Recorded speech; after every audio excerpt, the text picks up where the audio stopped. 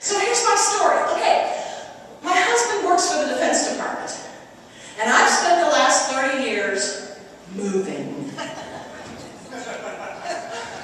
So my whole legacy thing was kind of always being put on hold. You know, it's being derailed, it's being shifted around. You know, it's pretty much every time we moved, I was looking for another job. There was no career, it was just a job. And every time we moved overseas, I was looking for a job on base. Now, in 2001, it was right after 9/11, and I was living in Vermont, living large, had the best job in the world. But my husband's job took us to Germany, and I began looking for another job, looking for another foot in the door, and this time in an army base in Germany. Well, eventually I got a job, and I'm fixing computers and running a help desk and running servers. And if any of you know me, you know I'm not really a geek. I hate computers, okay? But I needed a job. I couldn't sit around and wait for the school bus all day, so I took the job. And then in 2003, war broke out, and my unit got deployed. And suddenly I found myself in Iraq. I came home from that Iraq. You know what? Those 6 months in Iraq were the most awful experience. Awful. Just miserable.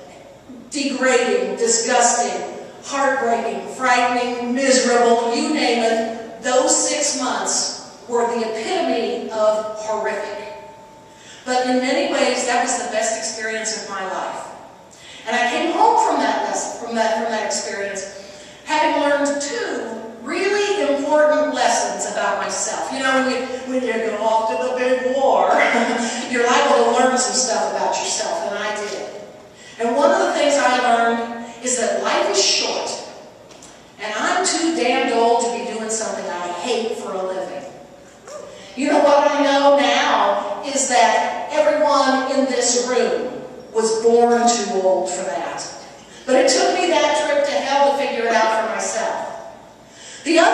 The second most important lesson I learned about myself in Iraq was that I am 100% in love with the United States military.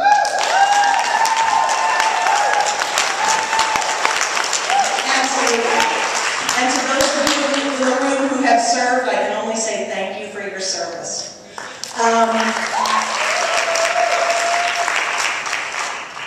It was my honor and my privilege to work alongside people for whom duty, honor, and country are not just words.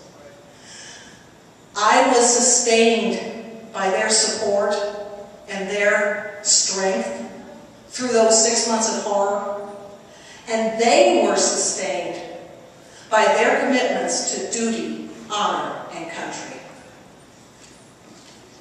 I came home from that horrible time, and I told my husband, you know what, having learned these 2 lessons, I know now that I need to get out of IT. I don't know what I want to do with my life, but whatever it is, if I could stay working for the Army, that would be awesome. So I committed to myself that I was going to find a job doing anything but fixing computers. And it turns out that my next move was to New York.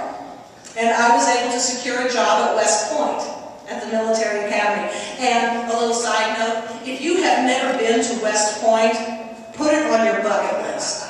West Point is an amazing place that I think every American should see. But back to the story. It was actually at West Point where it became apparent to me that I had a greater calling and a real desire to leave a legacy of service. So in 2007, when my husband retired, yeah, it didn't last. He went back to work. But in 2007, when he retired, and I said,